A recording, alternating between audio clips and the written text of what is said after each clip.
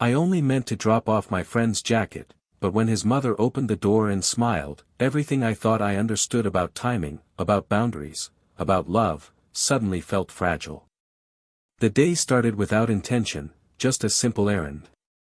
I was on my way home from work, the kind of gray afternoon that carries a faint scent of rain long before it falls.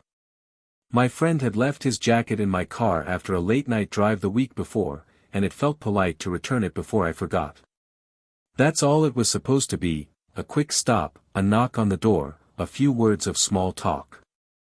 When I pulled up to his house, the familiar white fence looked smaller than I remembered, the garden overgrown with the soft chaos of summer.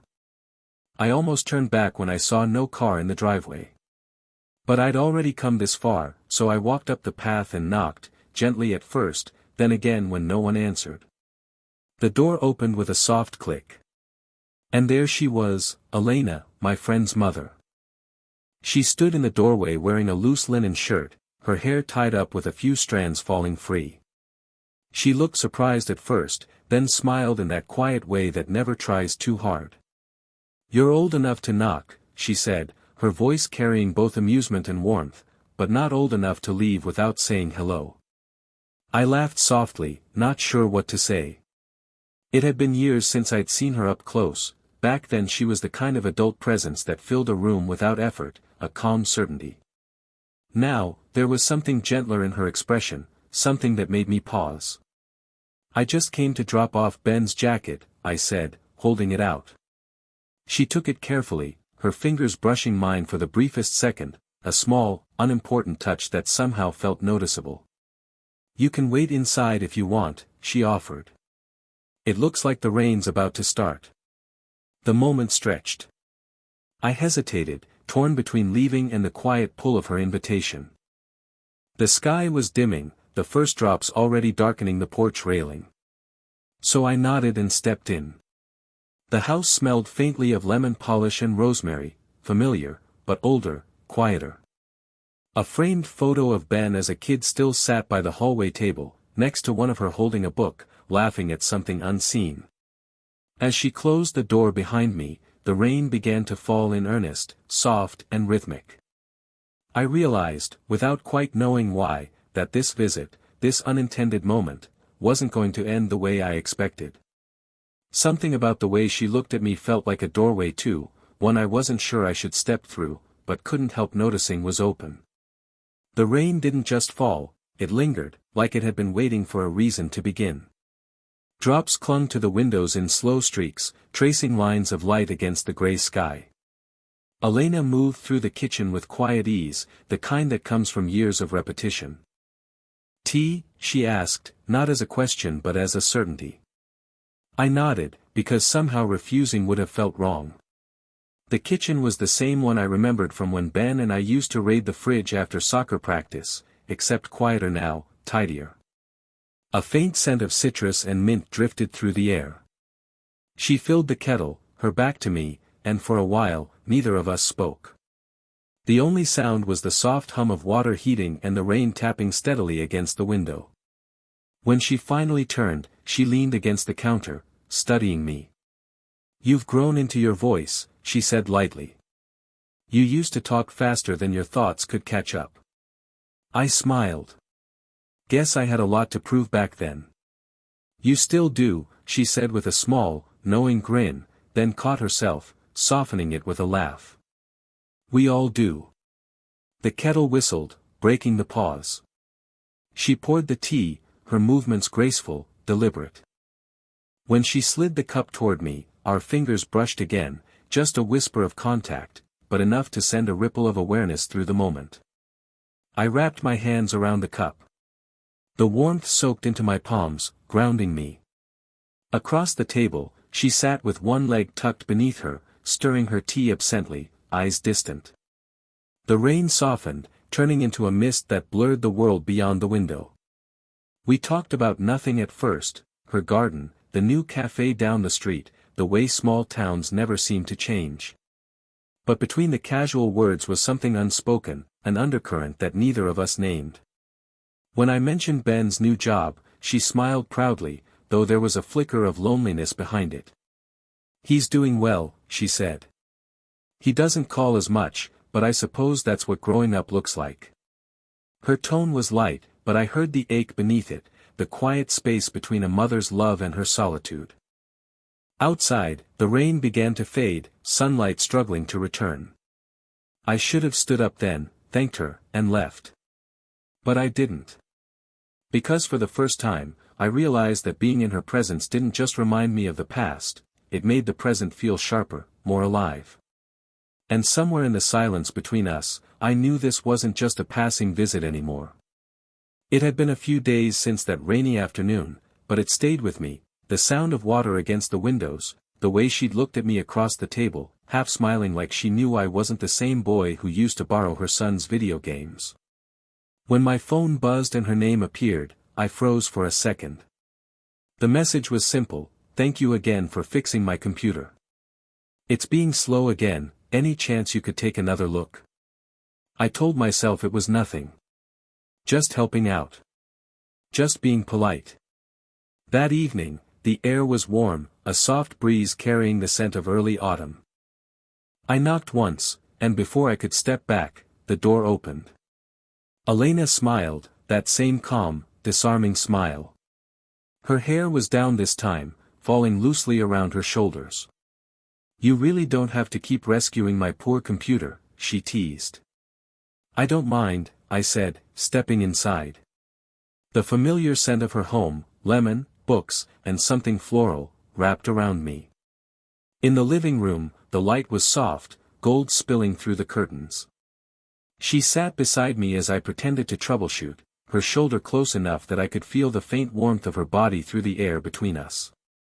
When I asked about her week, she told me about her students, small stories that revealed more about her than she realized. And then she laughed. Not the polite kind people give in conversation, but a real laugh, low, melodic, the kind that starts small and fills the space before you even notice. I hadn't realized how much I'd missed hearing it. It wasn't just beautiful, it was freeing. It made the room lighter, and me with it. "You always laugh at your own stories," I said. She tilted her head. "Someone has to. Otherwise, they just sit heavy." The moment turned quiet again, not awkward, just tender. I looked at her and saw, for the first time, the faint tiredness beneath her smile. The years had added grace, but they'd also left traces of solitude. When it was time to leave, she followed me to the door. "Drive safe," she said softly, resting her hand on my arm for a moment, warm, steady, unhurried. The kind of touch that feels intentional even when it isn't meant to. As I stepped out into the fading light, I realized something had shifted, not suddenly, but inevitably. It wasn't just her laughter I couldn't forget. It was the way it made me want to stay long enough to hear it again. The message came just after sunset, a short text that made my pulse skip for reasons I couldn't name. "Made too much dinner. You're nearby, right?" It wasn't unusual for her to reach out anymore. We'd found a quiet rhythm of casual check-ins, a text here, a shared laugh there, but this felt different.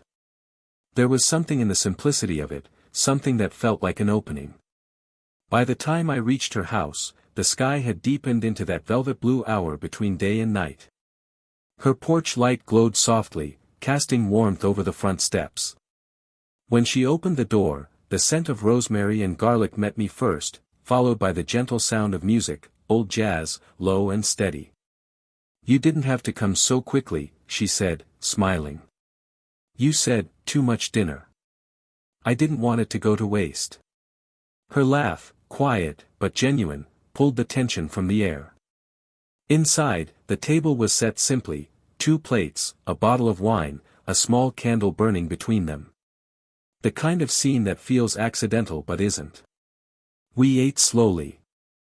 The conversation flowed easily, meandering between small things and deeper ones, how time feels faster as you age, how silence changes its meaning depending on who you share it with.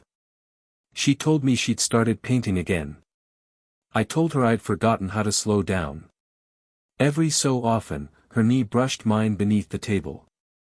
Not deliberate, but not avoided, either. When she laughed, the candlelight caught the lines near her eyes, turning them beautiful instead of tired. I noticed her hands, graceful, steady, as she gestured while talking. Everything about her felt composed, yet there was a softness tonight, as if she'd let some quiet guard down. At one point, she reached across the table to wipe a small smudge of sauce from my cheek. The touch was brief, her thumb light against my skin, but it froze me where I sat. For a moment, the world felt suspended, her eyes meeting mine, a faint curve at the corner of her mouth, the warmth of her hand still echoing on my face. Then she smiled, that teasing softness returning. "You're really not a boy anymore, are you?" I didn't trust my voice, so I only smiled back. Outside, the night was still. Inside, something in the air had quietly changed, not declared, not spoken, but felt. And for the first time, I wondered if she knew it too.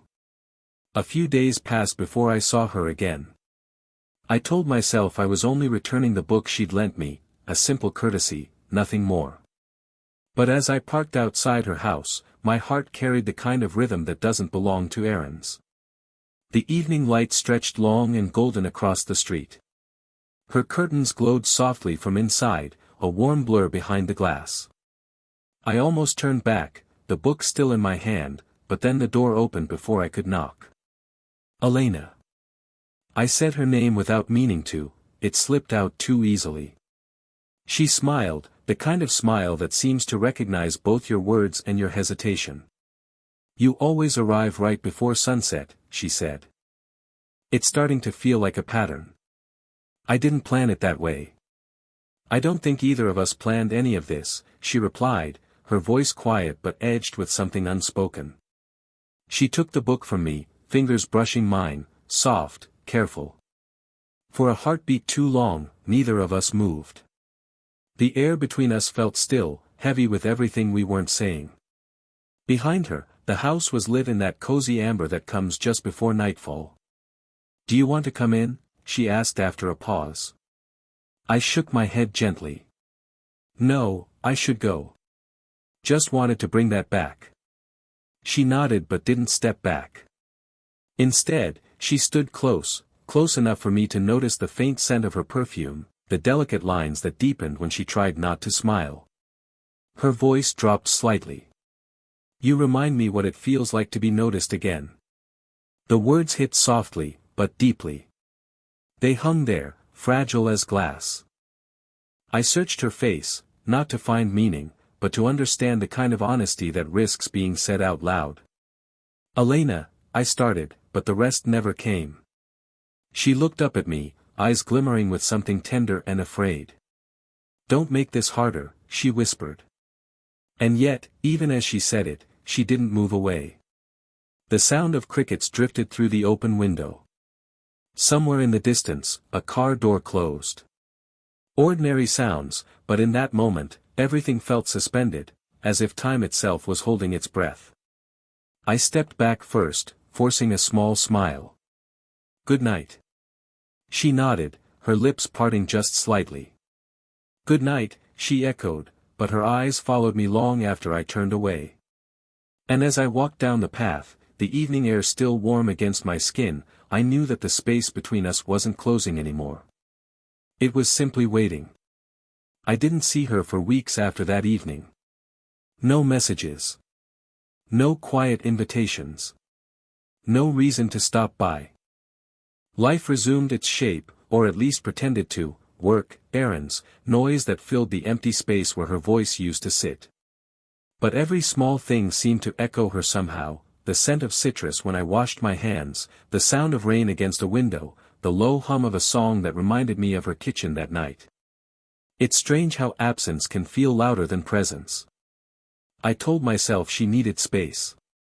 Maybe I did too. But space has a way of stretching until it starts to ache. Then, one morning, my phone lit up with her name. The message was brief: "Could you help me move a few things in the garden? Only if you have time." I read it 3 times before answering. Of course. When I arrived, the air carried the first chill of autumn.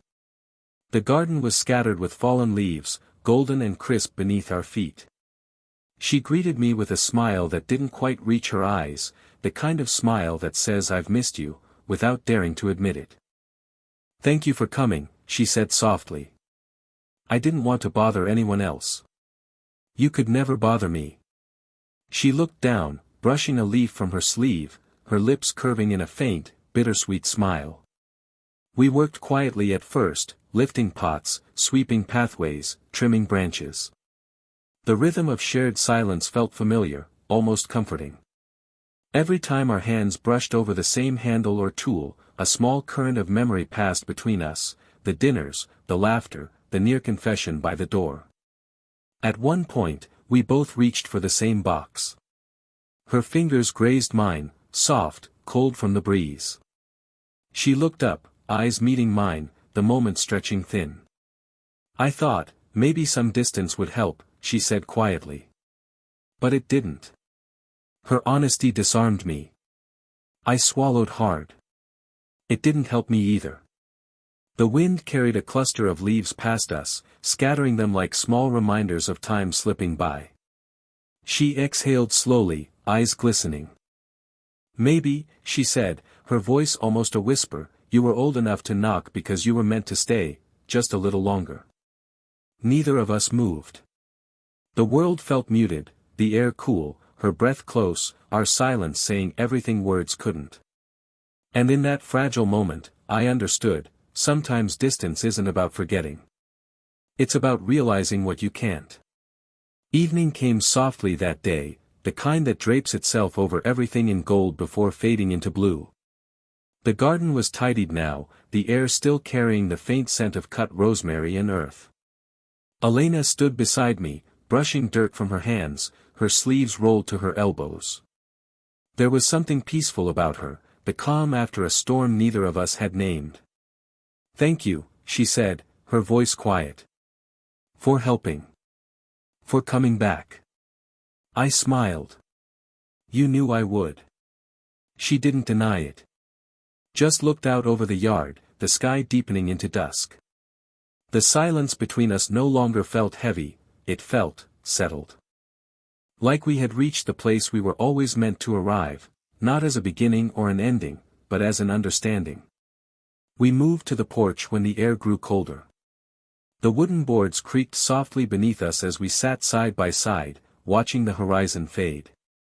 A few lights flickered on down the street, small reminders of other lives carrying on.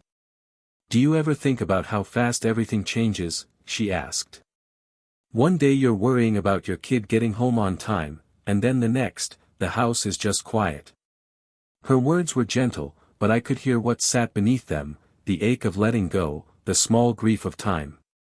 "I think about it," I said. "Maybe too much." She smiled faintly. "That's what makes you different. Most people rush through moments. You stay in them." For a while, neither of us spoke.